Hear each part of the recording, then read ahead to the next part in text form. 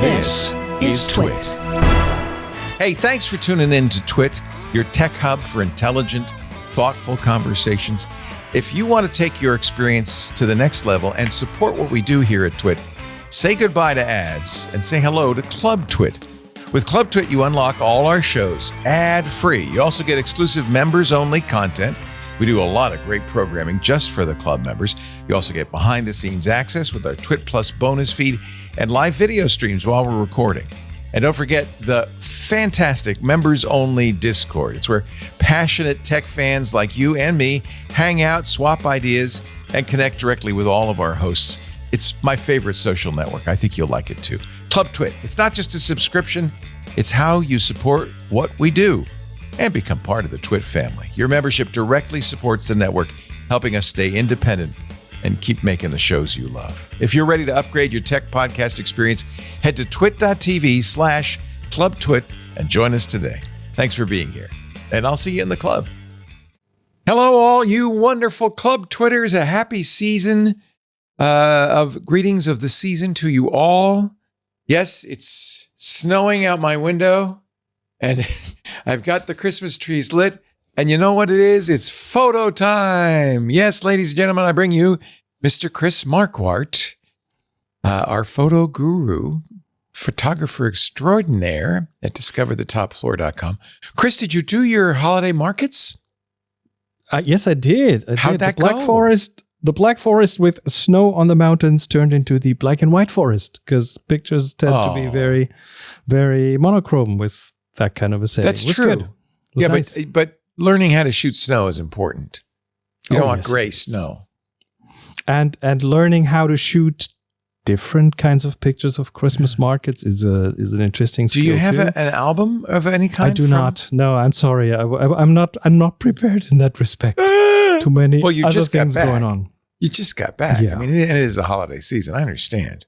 Well, it was fun. It was fun in Freiburg, in Colmar, which I mean, they now have the Christmas markets like scattered around the cities. It's just like you walk and there's a little market here and there's a new little market there and there's another one. It's a cool little experience. Cool. That's nice. And you're back home and you have the food and the food. Schnitzel and sausages, schnitzel and Wurst und Kartoffel. More like the Black Forest cherry cake. Cherry cake. What is that? Kirschtorte? Schwarzwälder Kirschtorte. But it's different than the one that you might get where you are. So that's why you got to go. Here they put a little cherry-schnapps in it. You know? Oh! Yes, they do. Bing. It's just that little touch of angel dust. Tiny little bit. Woo! Well, hello, club members. I'm glad you're here. We do this every month with Mr. Marquardt. We have a photo assignment. We have photo news. We don't have any damn questions. Now, maybe all your questions have been answered. All your prayers have been answered. Maybe you have no queries for us. But if you do, or if one comes to you while we're talking, go to tf.ttf/PTQ. Now, I know that's a lot of initialisms. Tips from the top floor, TFTTF, tipsfromthetopfloor.com/photo time questions, PTQ. See, it's easy. It all makes perfect sense. You could just leave a question there, and if there are any at the end of the show, we'll get to them. What do you do for the holidays? Do you have a Tannenbaum, a Christmas tree set up, and all of that? We do have a little Christmas tree, but it's made from wood, and it's like shaped wood, and it's stuck together, and you can take it apart and put it away and bring it back out. And we've stopped slaughtering pine trees. Killing trees for no more Christmas. Pine tree slaughter. At least in this house, we have. We don't either. We are reusing the one we have. We bought a very nice artificial tree, which we set up every year. It's tall. It fills the room. It's beautiful. Has the lights already on it. Saves quite a few marital spats.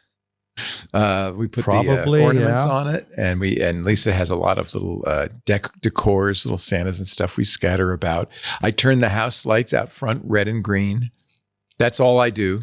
The one thing I still need to get from the basement is the box with ornaments shaped as Kodak Brownies. How fun is that? We have an entire box of Kodak Brownie ornaments. Wow, that's cool. I like that. And then what is the tradition in Germany? Is Christmas Eve the big time? Is Christmas Day? Yes. No, it's Christmas Eve. That's when kids typically get their presents. It might be different in other parts of Germany, but I think most German kids go Christmas Eve, and then Christmas Day, Boxing Day are more the food-centric days, and you hang out with the family. Sounds lovely. What, out of curiosity, do they still celebrate Krampus? Do you even know what Krampus is? Yes, or is that an American conception of what a German Christmas is all about? I never saw it or came across it anywhere in the wild here in Germany, wherever I was. I think it's more towards the Dutch border in that area. Okay. We've already passed Krampusnacht, which is December 5th, apparently. Yeah. If they celebrate it, it's only in very small pockets, I think. Krampus is a monster. If you have Saint Nick, who's a good guy, but Krampus is the bad guy. And one of my favorite holiday movies is actually a horror film featuring him. we had Saint Nicholas and his helper called Knecht Ruprecht, which is also a bit of a scary guy, but to scare the kids, but nothing anywhere near Krampus. You have to have the carrot and the stick, I think. That's what they told us when we were younger. Yeah. Mm-hmm. Anyway, happy holidays to you and Monica. I hope you have a wonderful holiday and do something fun and eat some lovely things. So many of our American Christmas traditions actually come from Germany, like the Christmas tree. So I think there's a kinship. And of course, we all sit around and watch that silly British show with you don't. No, we don't. No, you don't. No, you don't. Do they still air that? I haven't. Yes, they do, but I haven't watched it in ages. I found it funny when I was when you're a kid. And it's funny. Then at one point it became a bit of a tradition, and then it faded away. Yeah. Well, I am so glad to see you as always. This is a tradition that's been going on since 2005 or something, so forever and ever and ever. Our Flickr group is going great guns thanks to our wonderful moderator. Renee Silverman keeps track of everything, keeps everything in order.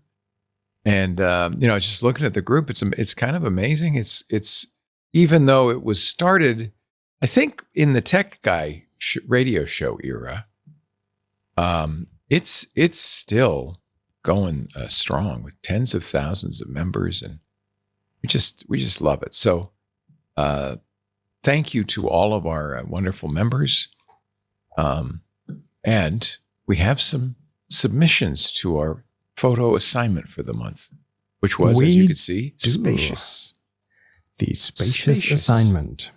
In fact, we got some nice images. Looks like 10 images from our listeners, Doug and Andy and Dave, and I'm sure Demi Lente's in there somewhere. Whirlman, Greg, hiya Greg, Dustin. No Demi Lente this week. So I can't find him. Yeah, no Demi. Well, I guess they're getting new cameras or something.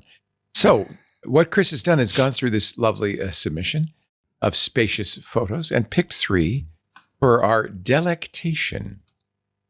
Where do you want to start today?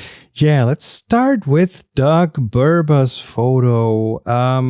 Spacious. You take a wide-angle lens, you point it at a road that goes into nowhere with not many other features, and you end up with just a lovely, spacious photo. In this case, it's even more spacious because it's a snowy road and it just doesn't have a lot of features, the color palette is reduced. There's just the snow and some hint of vegetation coloring there, but it's mostly like beige and the rest is black and white. This is what you were talking about on the And now imagine this with really dark trees and white snow, so the contrast is even harder. But yeah, that's the kind of thing you get, and it is spacious because there's nothing on the picture that will. There's one tree on the right. The road goes forever on. Yeah, but it goes on, and the fog in the distance makes it just disappear into nothing, and that extends it even more in your mind. So it's infinite. Quite beautiful. I like it. I like it, Doug. Yeah, I like it a lot. I always like to look at the. He says "Country Roads" is the title, which is a good title. And I'm going to guess this is in the U.S. It was with a Pentax K200, which is kind of cool. 55 millimeter on the zoom lens, and beautiful f10, ISO 100. Very nice. Love that. Thank you, Doug. What else? Well, next one is by Andy Thresher, and there's another method, just kind of the opposite to make things feel a bit more spacious, is when you don't show everything. In this case, it's not fog hiding things, it's the darkness. So this one I can barely see this one. Yeah, he writes a lit alleyway in East Austin, space to run away from the night as a title. I like that. I like a good title. It is eerie. But it's an alleyway. You don't need a lot of information to see what it is. It's an alleyway. There's some overgrowth, some vines over some of the overhead wires. The light shining down. You get a bit of this volumetric light where the light gets reflected. The cones of light are visible because they get reflected at probably humidity in the air. So only a few drops of spots of light that illuminate the scene that give it shape, and then the rest is hidden in the dark. And this and the picture, looking at it on the screen now in front of a black background, you don't even notice that it is a vertical picture. The right and the left are not part of the picture, but it just extends into that. It trails off. So I like that too. It's kind of the opposite from a brightness point of view, but it's wonderful. It's really minimalism, really nice. in a different kind of, and it's also monochrome in a different way. This is East Austin, Texas. Let me see if there's any EXIF information. A Panasonic G97, nice 60 millimeter lens. So it's kind of an almost normal lens, 5.6. Very high ISO though, which makes sense because it was pretty dark. And then there's one more way to show things as spacious, and that's the next photo by Ron Hikes 816. Coney Island is the title. This is great. This is fun. It's one of the photos that this is exactly down my alley. This is okay. What we see is some booth. It's closed. You see some fixtures behind it, some buildings behind it, and a really simple, good way to make the size of something very clear is by putting something in that you can relate to. And that's a person on a bike wearing a yellow jacket. So it's a magnet. It's a visual magnet. You go there with your eyes because it's bright, it's yellow. And it's the only person in the picture. So you want to look at it. And that gives the whole picture size. Gives the whole picture relative size, and the person is just a very tiny part of the picture, but it's so important to bring everything else into the space. I like the positioning of the person and the spaciousness of the sky. He used a lot of sky, almost half the photo is sky. I also like the whimsy of the closed restaurant in the background, salt and sizzle. and the cardboard lighthouse behind it. It's just a wonderful scene. It could be great. If it was a bit more pastel, it could be from a Wes Anderson movie. It's very like straight on composition, very geometrical. I love the shadow from the bicyclist. That's really interesting. This is a beautiful and you have the shadow of this light pole just pointing at the bicyclist. Oh, that's what it is. Okay, it's kind of interesting. Yeah, nice angle in there. This is like a painter would compose this. This is This is hard to see, in the instant that the bicyclist is passing by. So well done. It also feels extremely deliberate because the lines are straight. You have the verticals are vertical. They're not like the camera is very straight. If the camera pointed slightly up, the verticals would close in on each other perspective wise. That's not the case. The vertical lines are parallel to the edges of the frame. The horizontal lines are vertical. This is a super straight on shot, which, by the way, it is not even too hard to do in post today if you're not exactly straight on. Most software will allow you to correct the geometry to kind of straighten it out. Nice. And this is very nice. This gives it a very planned kind of feeling. Yeah, you almost feel like the photographer has been sitting there with his camera on a tripod, just waiting for somebody to. I'm pretty sure that's exactly what happened. Yeah. Thank you, Ron. Coney Island, really nice image. No EXIF, I don't think on this. No, and very spacious. Yeah, but it's it almost it feels like almost a medium format shot. It's got so much detail in such a large frame. Thank you, Ron. Thanks to all of you. Wonderful submissions. Now, you know what comes next? After we do the submissions, it is time to go to the fishbowl and get a new word. The fishbowl. The fishbowl. Here it is. Oh, I like this one too. Geometric. Have we done that? I feel like we might have done that. You don't throw things back in the bowl. Okay. I don't throw things back in the bowl. We've done solid, delightful, classic, seasonal, balanced. We've done balanced. We did in July. My picture of the kitty cat. We did geometric in July? Yeah. I feel like we did. No. Because my picture of the kitty cat, maybe you put two geometries in there. I mean, it's such a good word, I hate to say. It could be. Okay. Do you want to go back to the bowl and try something else? I'm going back to the bowl. I feel like we did it. I don't know. Maybe the chat room could. Yeah, let's. Oh, this is okay. We have not done this one for sure. Yes, glamorous. Oh, I want some glamour photos. Let's do glamorous then. Glamorous. GLAMOROUS.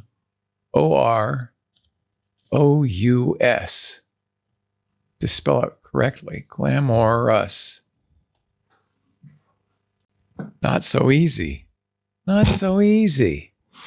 Now, the real art is to shoot something, to make a picture that shows glamorous in a vicinity that might not be glamorous. Maybe that's let's not do the obvious. Somebody in a ball gown at the Met Gala. No, that's too obvious. So the way that this works, we are going to send you to Flickr. So the thing to do, first, the way that works is you got to take pictures, start taking a bunch of pictures. And then once you've got something that you say to yourself, and maybe you go out each day looking for glamour, I don't know. But when you do get to that place where you say, "Oh, this is glamorous," I'm going to go back to the Flickr group.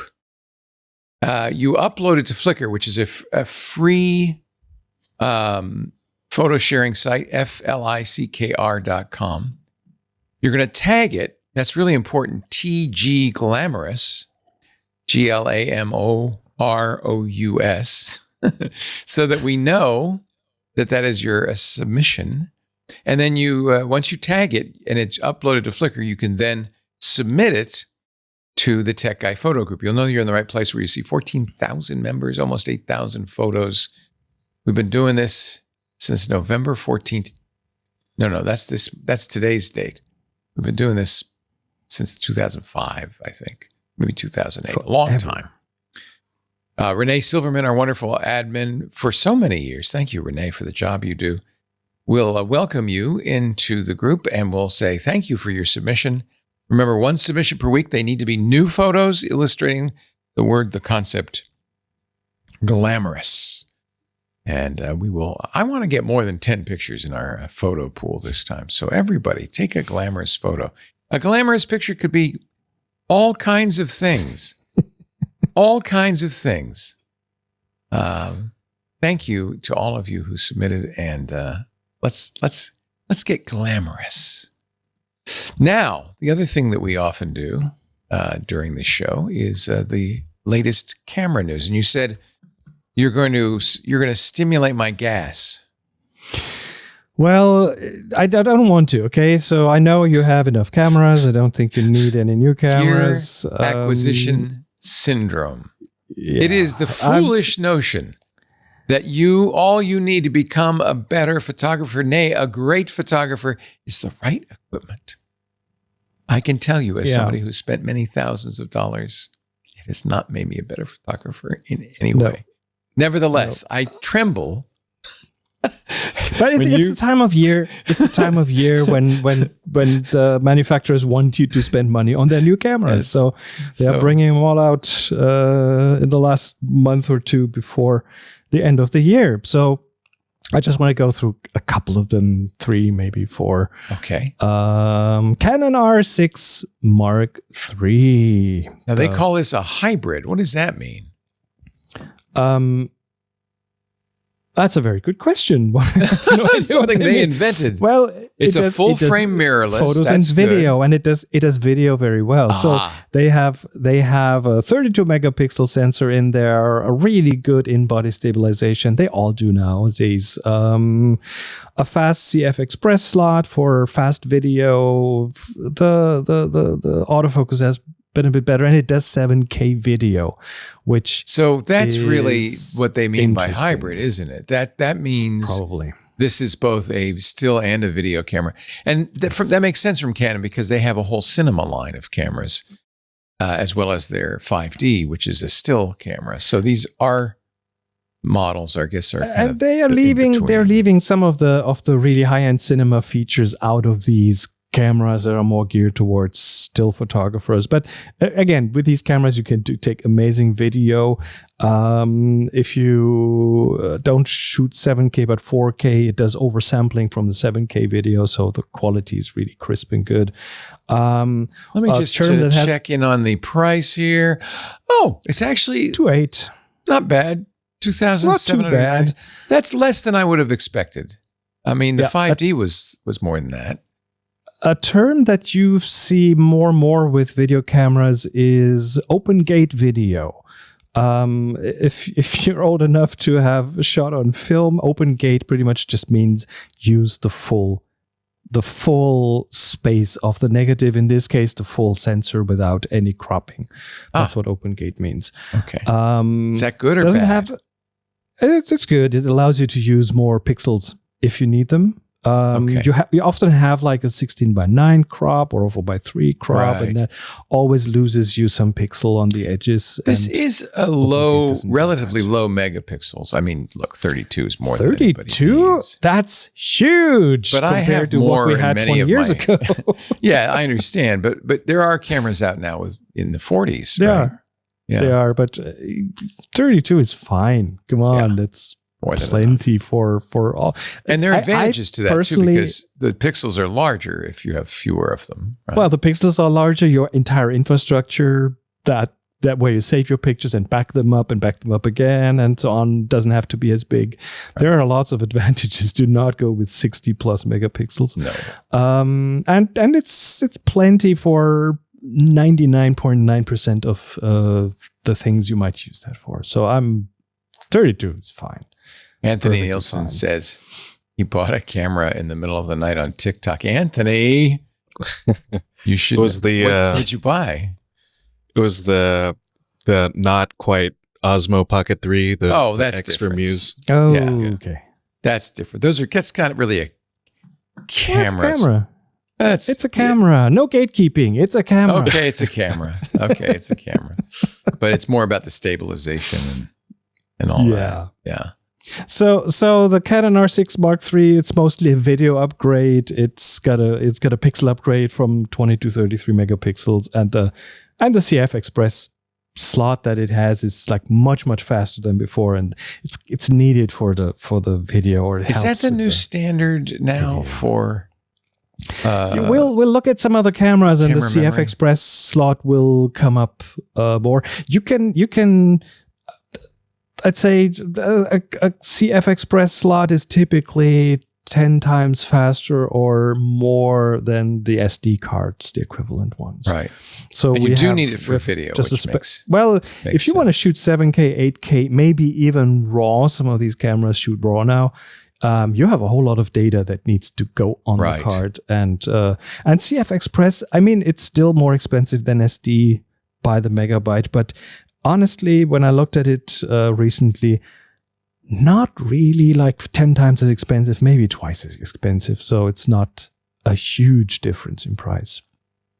And it's a single slot, right? It's not a dual slot, or is it? The camera does have a second slot for an SD card, so it has CF Express and SD. And so you might back up to the SD. There's a whole story about that, because at least for some manufacturers, the compact flash, the CF Express card is super fast. The SD card slows down the saving to the CF Express card. That's the case on, I think, some Nikon models. Okay. I like having dual cards. This gets very detailed. Because then you have some choices. I often, mostly when I shoot now, I shoot RAW on one card and JPEG on the other, as opposed to having duplicates. And that's what makes sense in this constellation, for sure. If you want to save 7K video to the SD card, you might. That's a mistake. It might be too slow. Yeah, possibly.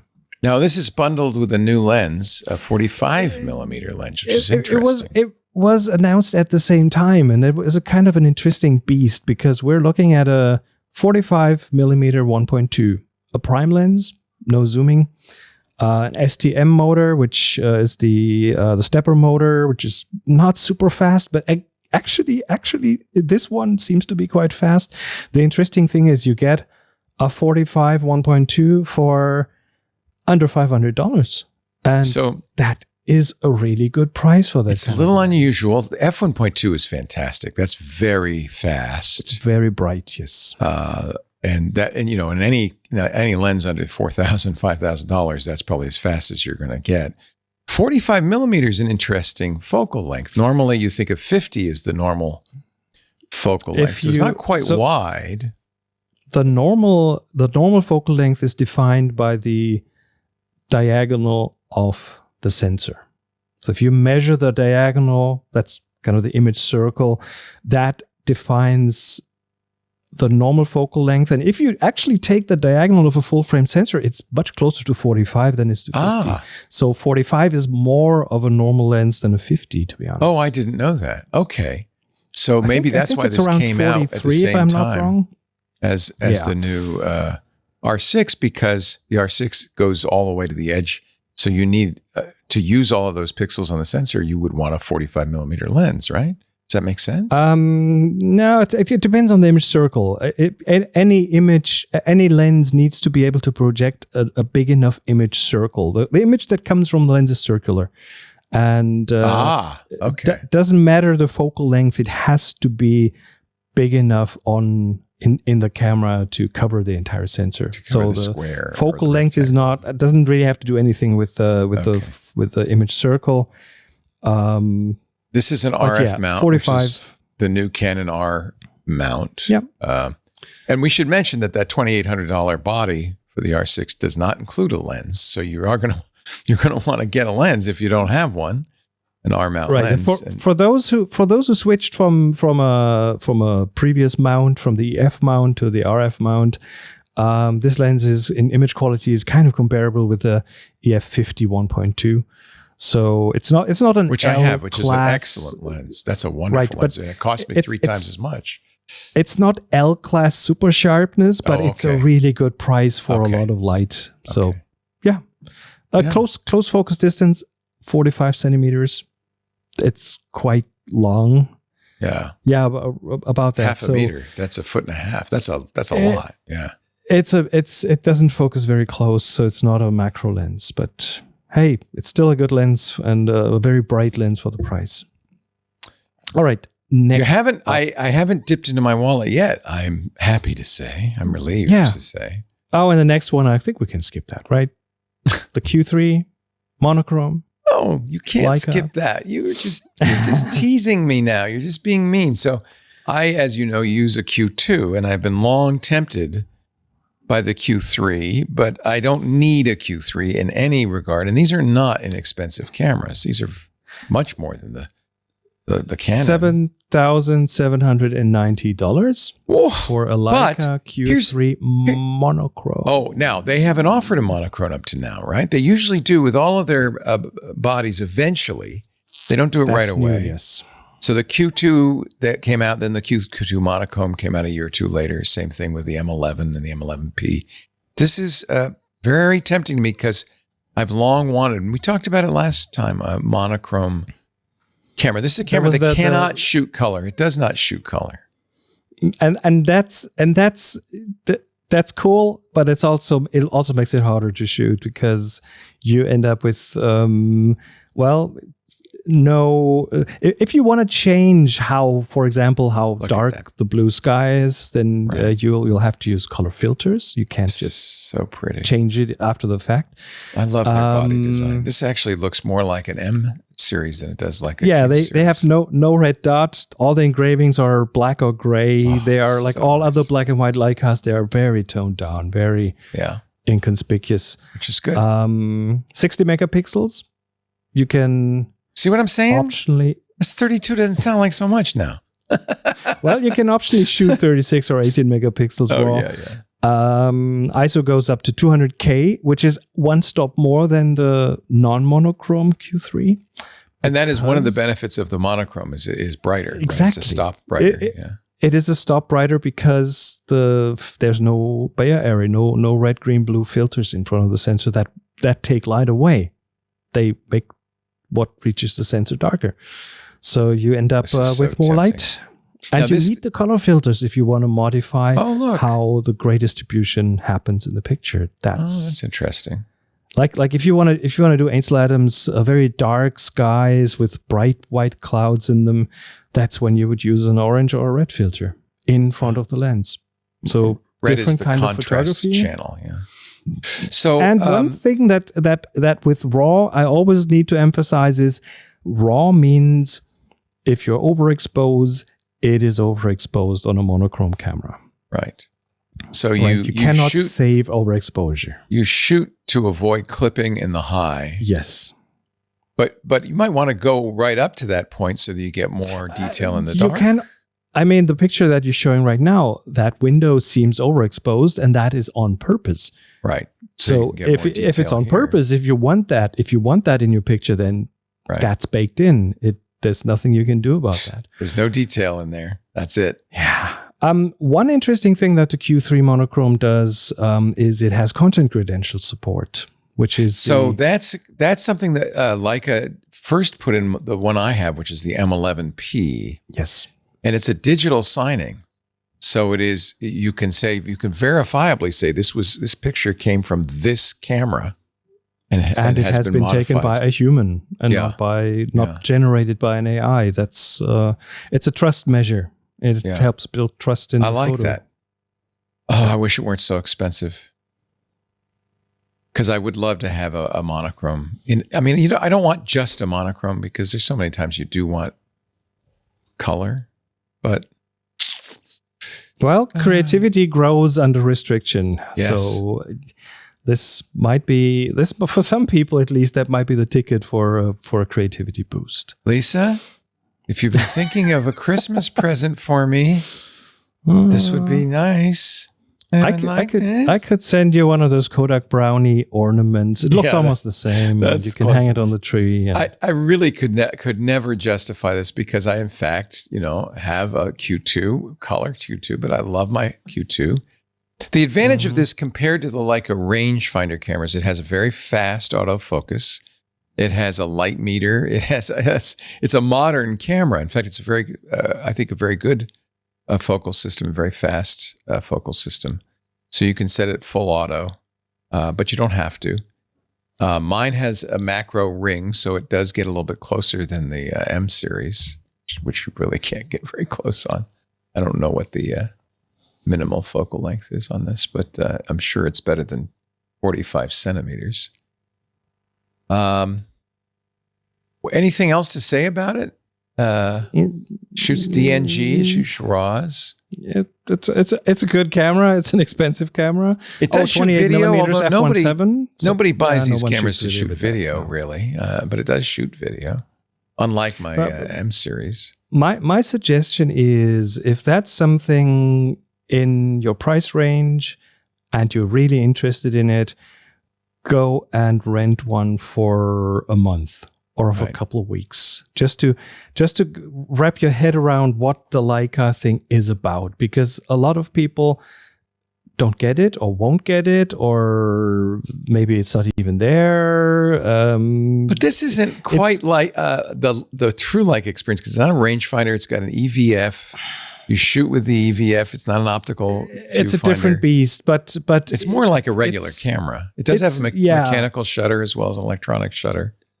But you will have to kind of adapt yourself a bit to the camera. Yeah. It's a great, especially if you've shot with I don't know, Canon or Nikon forever. That's you have to retrain your muscle memory for sure. And it is a fixed lens. It's a 28 millimeter f1.7. No other choice. Yes. By the way, the macro goes to 17 centimeters, that's a decent.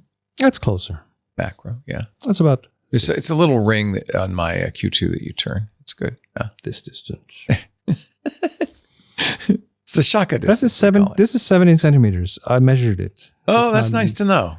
That's my built-in yardstick. That's very handy.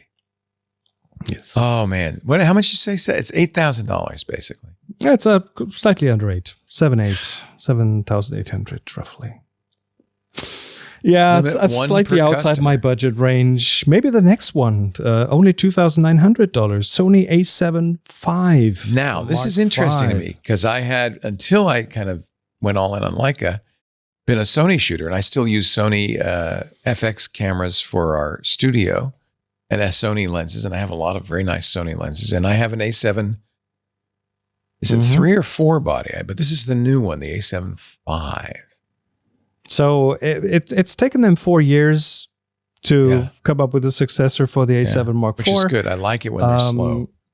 This one has, well, and be honest, most of the time you don't need a new camera. You just want a new camera. Right. So this is a 33 megapixel full frame, a partially stacked sensor, same resolution as the Mark IV. It's almost no shutter, rolling shutter. Like the readout of the chip is really fast. That's kind of what the upgrade is if it's not an upgrade in pixels. Well, in-body stabilization is good. ISO 50 to 200, and the processor is much better, and especially in one respect, it's much less hungry. You get much longer battery life. And that is a thing with mirrorless cameras. In this camera, with one battery, I think you get 630 pictures when using the electronic viewfinder. You get 730 when you use the display.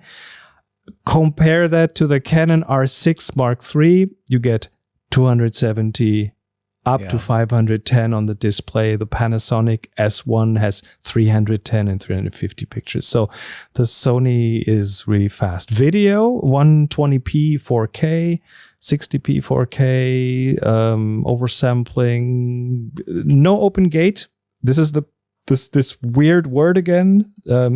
You can't use the full sensor. I don't really think that's a big issue.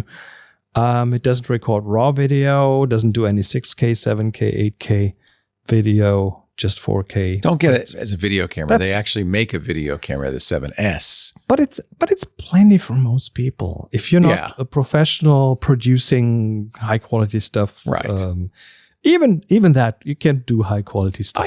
I like having video on my camera because I like to intermingle video with stills for a photo album and things like that. It just makes it, if you ever want to put together It's amazing if the cameras have that for sure. Yeah. And they also have a dual slot, one compact flash, one CF Express, and one SD UHS 2.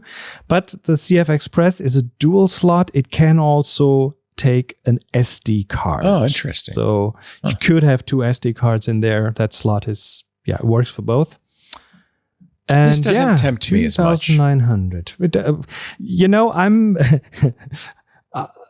I'm not a Sony shooter, but I used to be a Minolta shooter when I shot film, and then Sony bought Minolta. Yeah, these are Minoltas, aren't they? Really? Well, not anymore. No? I'd say they bought it when Minolta was digital, and they used the mount, and so there is some heritage there from Minolta, but. A lot of things Sony has since a lot of technology. If you think about it, yes, they do. The sensor in the iPhone and many camera phones are Sony sensors. They are, in fact, in many other manufacturers' cameras. Yes. They don't like to talk about They are the most that. important sensor maker for sure. They have a lot of amazing technology there. Yeah. Yes, they do. That's it with the cameras. Next one is a PSA. If you have a Fujifilm XE5, Yes. check your strap attachments because they can fall off. That's a potential issue. There's a potential issue with the lug attachment. It might loosen. So That's terrible. They say it's only been identified in less than 0.1% of units that were shipped. They will provide a free inspection and repair services for the affected products. And to determine if the thing is loose, either contact the nearest Fujifilm customer service center or wiggle them and see if they come off. Chances are they won't. And to be honest, when I saw this, I first went, Fujifilm. But then I thought, they're open. At least they're saying proactive with it. They're saying it. They're not trying to hide it. Yeah. I've seen other issues with other cameras where the manufacturer was denying there was an issue, maybe because they didn't want to be liable. Here, Fujifilm is doing the right thing. They tell their customers, hey, careful. You don't want your camera to fall. It's probably not going to happen, but check it. Good. So, good. Yeah, and you like these cameras. You like Fujifilm. Oh, Fujifilm are amazing cameras. Yeah. They feel almost like if you come from film, a Fujifilm is probably a good idea. You have great emulations in there for different film stocks. Fuji had and has a lot of different kinds of film stocks, Velvia and Provia and so on. And I know a lot of Fuji shooters who went Fuji and never left. They just went with newer models because they fell in love with the haptics and so on. So, what's the lens mount? Is it their own proprietary lens mount? That's a good question. What does Fuji have? I don't shoot Fuji. So yeah, I don't either. Paris Martineau is looking for a camera, and she's kind of fallen in love with the X100. But I think that one is built in. That lens is built in. The X mount. X mount makes sense. It's the X mount. So they're not sharing a mount with someone else. They have their own thing. Yeah. Well, it looks like I bought a Fujifilm in 2011 X100. I don't even remember it. Oopsie. I wonder if I got it as a gift for somebody. That's interesting. They're quite beautiful. They're really, really pretty. I like the design a lot. I like how they look. Yeah. And speaking of, you know what else I once had and I loved? What? My old Pentax. My K100. What a great Pentax is one of these really traditional camera makers who deliberately, they are the inventor of the prism, prism on top of the camera. The mirror that goes chunk chunk. Not the mirror, the thing above. So you can shoot through the top. You can see through the top. In a single lens reflex in an SLR, the light comes in, gets reflected up 90 degrees up over a mirror, the one that flips out of the way, and then goes into the prism, which turns the picture around and towards your eye. Wow. And it's called the pentaprism because it's a weird shape. And that's the pyramid shape on top of many cameras. This is the weird pyramid shape on cameras that is nowadays used to put like EVFs in. Right. But it's still, this shape is still there. And Pentax are the ones who invented it. And the other thing that they invented is, of course, their own mount, the Pentax K mount, and that has just turned 50 years. Wow. They introduced that in 1975, in June in 1975, and it's been around for 50 years. And it's a really interesting thing because you've seen other camera manufacturers change their mounts. The Canon had, 3 mounts in my lifetime. Now it's the RF mount. I don't understand why they do that. They don't make them better. They just make them different. It's like you have to buy all new lenses. Yes and no. Of course, it's a good opportunity to sell you new lenses, of course. But they also change the size of it and to enable them to build different kinds of lenses. I understand when you go mirrorless that you might want to change the mount. That makes sense. And then also these mounts have to have electronic connections now, which is different. Yeah, so most of them over their lifetime had that added in. And the K mount, the Pentax K mount, is a mount that has been around for 50 years. It means that it is fully backward and forward compatible. It's possible to do it. Yeah. Well, that's true of the Leica L mount as well, right? The Leica L mount is probably even older. The M mount. M mount. The M mount? The L mount? I can't remember what the Leica mount is.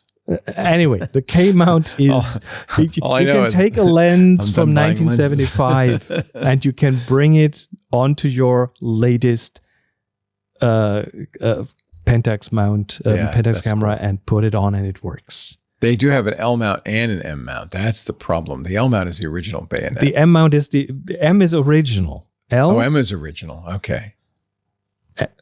The L is for the SL. I got it. Yeah.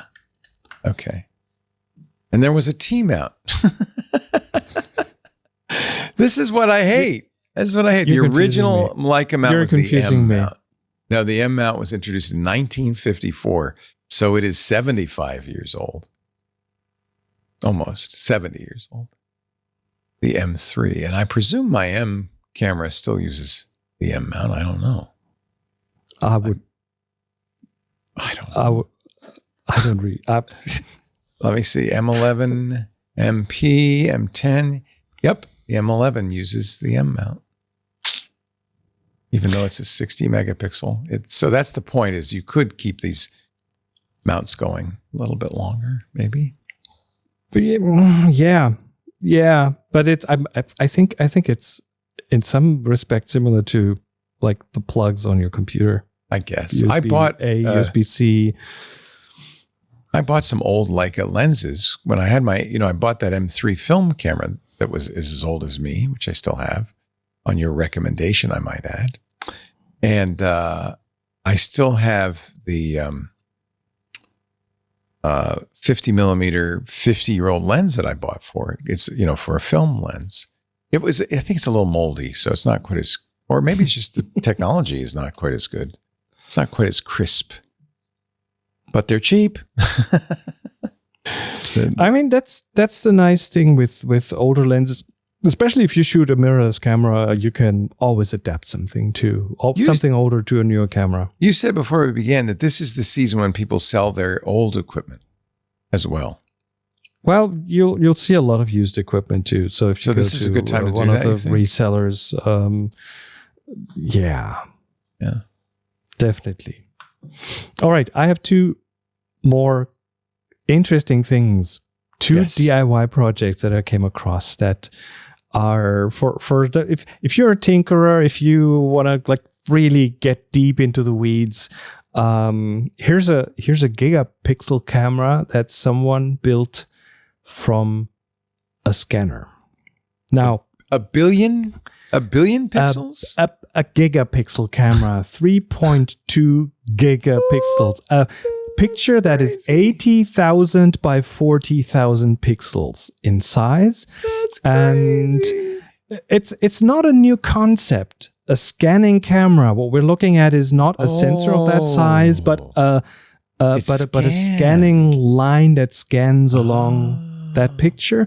And these things have been around for a while, like DIY projects where you take a scanner and then use the mechanics and the electronics and the motor of the scanner. What this guy did, Yannick Richter, he took a sensor from an Epson V series scanner, a flatbed scanner, and the sensor in a scanner isn't the bright light that moves across the glass.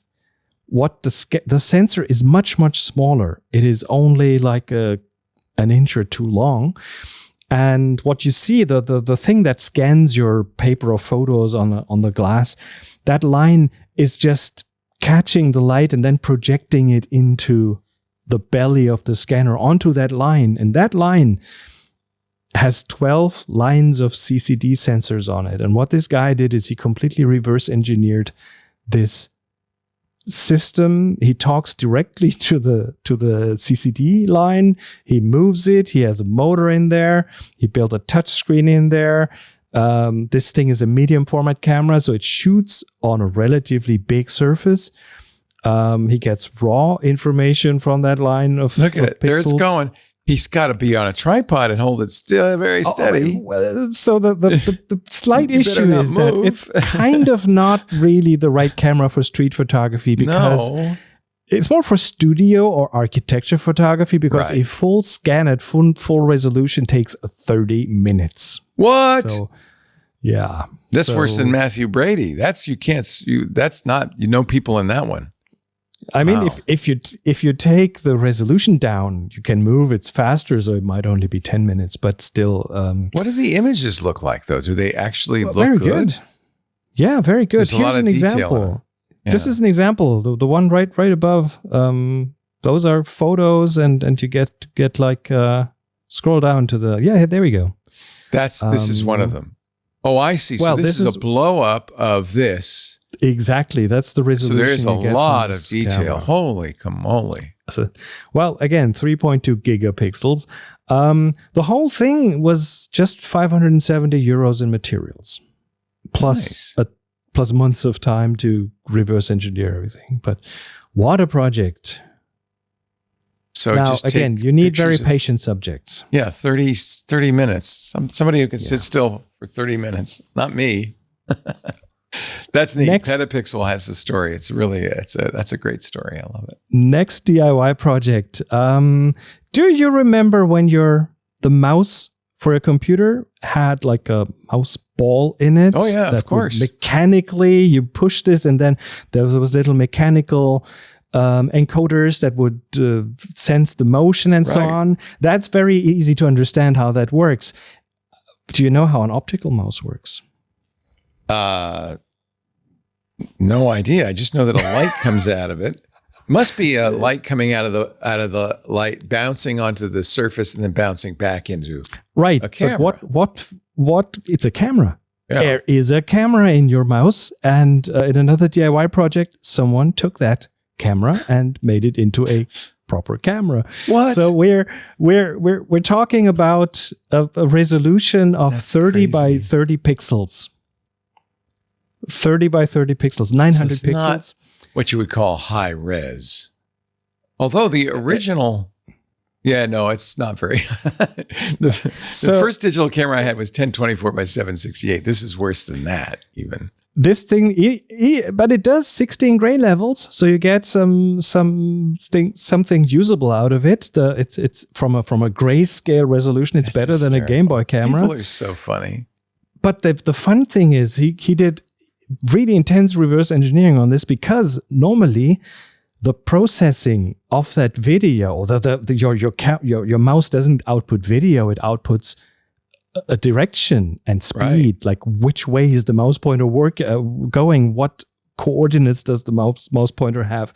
That's what it outputs, because it does all that processing on the chip in the mouse. It doesn't output an image. So he had to find out how to talk to those pixels, how to read out the sensor, the 900 pixels, and make it into I'm impressed.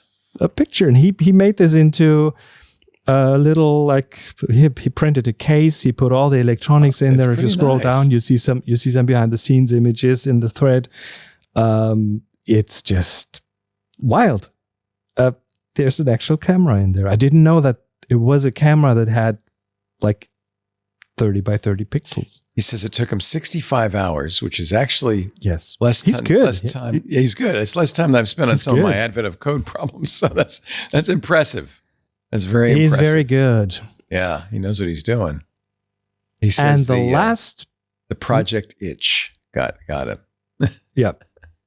Last story, and that is also very cool. Have you ever put a cardboard cutout of something in front of your camera, like an aperture? We used to do this with like a little black piece of cardboard and cut a little star shape in it. Oh yeah, you get like put Christmas it straight lights in front of the camera, and then you get Christmas lights in the bokeh. Like the bokeh will turn that shape upside down. Next is a guy, and this is just a link to his YouTube channel. If you go to the shorts, you'll have a lot of different lenses that he builds with different shapes, and one of them, or a few of them, are actually spinning apertures. Oh my goodness. Imagine you have a little aperture, a slit aperture, and a motor. And he shows the build process, but the picture that comes out of it, look at it, is just wild. If you look at the bokeh that comes out of that. Oh yeah. Oh look. Now watch. He's not turning it yet. When he turns it on in video, you'll see what it does. In some of the videos, he shows the actual video. And it's hilarious because it's so wild. The whole background goes bonkers. And the part that's in focus does not, and that's interesting. Try a different one. There must be. Here's the other rotating filter. Let's see if this has some. Let's actually rotate. There's a metal one. If you find the one that he made from steel. Like that? That's not it. No. It's a slit. That's not it. Keep going a couple more, and he's done quite a few. Keep going. Look at that one. Look at this one. Holy cow! This guy's nuts. This one? Yeah, I think this one you might be able to see some video out of that. Oh, that one. That's the one. Yes, it's a slit. He's got a motor, little gear. He's got a little like ball bearings and things and. Oh, it's smooth. That's smooth. This guy loves doing little mechanical engineering for himself. That's pretty cool. It is very cool. Yeah. And this one will show you the results of that. Because the bokeh, in this case, the slit-shaped aperture, the bokeh goes slit-shaped. It goes like long, but if you rotate that, while shooting video, the bokeh rotates as well, and that's the weird thing. This is just the weirdest thing I've seen. You could probably so for a still, you just see slits, but with a video, you'd see kind of a moving bokeh. It's just the first time I'm seeing a moving aperture. Look at that!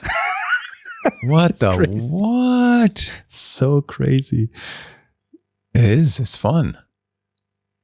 It'll give you nightmares. Yeah, I could see Wes Craven going, "Hey, let me put that in a horror movie. In my next movie."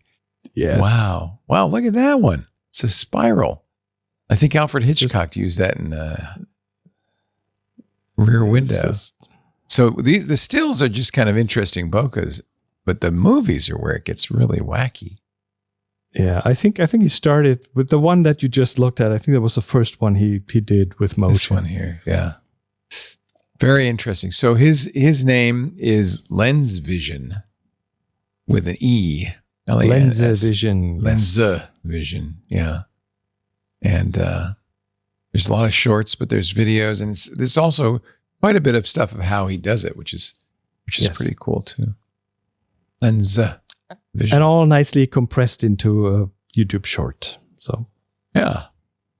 Once wild again, side of photography. you've compressed an hour's worth of material into 58 and a half minutes. What are we going to do for the rest of the show? Do we have any questions come in to tftttf.com/PTQ? We do have 2 questions. Oh, thank you. First one is by Demi Lente. Hey, where have you been, Demi Lente? They write, we are attending Anime Los Angeles next month. It's a conference, and usually January's skies are overcast, which is great. Last year, the sun was super bright, and some of our midday shots were very harsh. What can we do or buy to reduce the harsh light of midday light, especially when you can't control the environment? We tried turning them, but then the shadows in the face were odd. That would be my first instinct. Either move them somewhere where there's shade. If you can't control that, then turn them around so their back is towards the sun. That means their face is in the shade. Of course, if the sun is overhead, difficult. But if the sun is at an angle, that's the best thing you can do. You can place them with their back towards the sun and adjust accordingly, adjust your exposure accordingly. And worst case, have some overexposure in the background, but at least you get the faces. That would be my suggestion. Yeah. That's the age-old trick. Just turn them around. The other thing, if you are Hollywood and you shoot a movie, then you have some people with you that have big diffusers that they hold up in front of in between the sun and the people. They flag it. Yeah. But we were talking bed sheets or bigger, so probably not. I mean, you can buy that, yes, but. Demi, you hold it up. Lenti, you take the picture, and then you either that or use use a flash and fill in the shadows in the front. That might also be an option. But then you need a stronger flash. I bet you will get some glamorous photos from them next month. And you said you had 2 questions. Well, the second one is by Margie asking, we found a point and shoot at Costco from Minolta.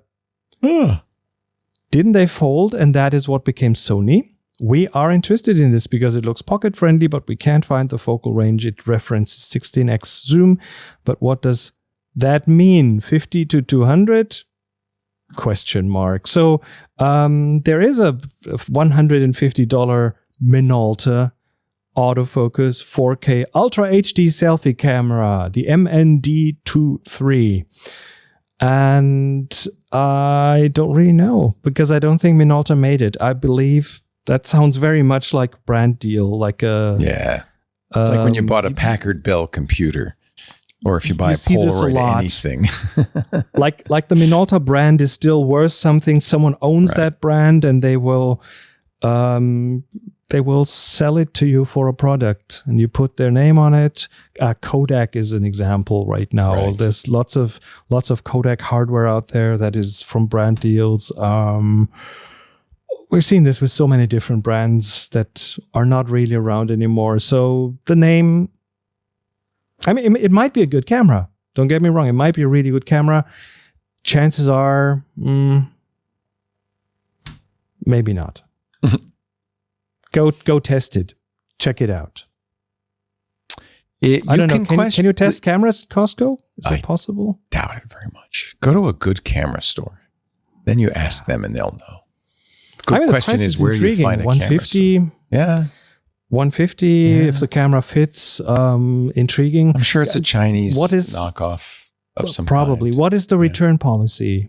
Oh, they're very good at the big box stores. They're very good. So that's how you try it. You buy it, bring it back. You usually have 30 days. Might be a way to go. Yeah. Yeah. But Minolta doesn't exist as a manufacturer. Yeah, you're right. Anymore.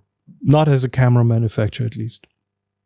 If you have questions all month long, you can leave those questions for Chris at tftttf.com/PTQ. We'll answer them next month. Next month's assignment is glamorous.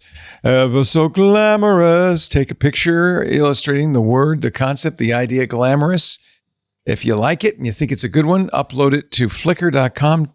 Tag it TG Glamorous for Tech Guy Glamorous. Submit it to the Tech Guy group. Renee Silverman will thank you. You can do up to 1 picture a week for the next 4 weeks. And we will then have a photo review in roughly a month with Mr. Marquardt. His website is discoverthetopfloor.com. Nothing in English right now because he's not doing any English language workshops. But there are quite a few German workshops if you're in the Hanover area. Things. Yeah, there's lots of stuff. And you do that Kloster Abbey every year. That's really cool. That's coming up in the spring. Yes. I think that's a really neat thing. And then there are workshops at the Viewfinder Villa that you can take as well. Yes, we do them here. Mm-hmm. Yeah, with Monica and Chris. There they are. Chris's books on wide-angle photography, film photography, available also at his website, Discover the Top Floor. And he is here every month. We will set a date, put it up in the Club TWiT Discord so that you can be here next month. Submit your images. We'd love to see them, the glamorous images. Chris, thank you so much. Have a wonderful holiday. Thank you. We will see you in 2026. Looking forward to it. Wow. Thanks to our club members who make this possible. Of course, these shows are club events.